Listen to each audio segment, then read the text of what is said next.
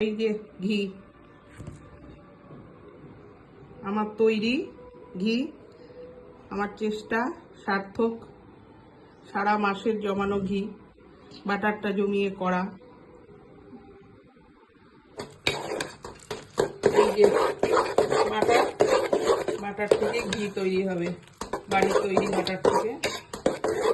বাড়ির শর্ট তোলা ছিল, তার থেকে বাটার।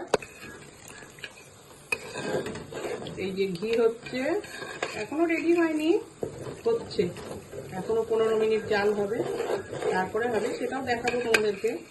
এই দেখো কি দারুণ ঘি তৈরি।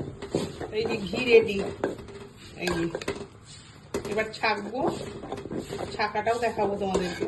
এই দেখো, এই দেখো গরম গরম ঘি।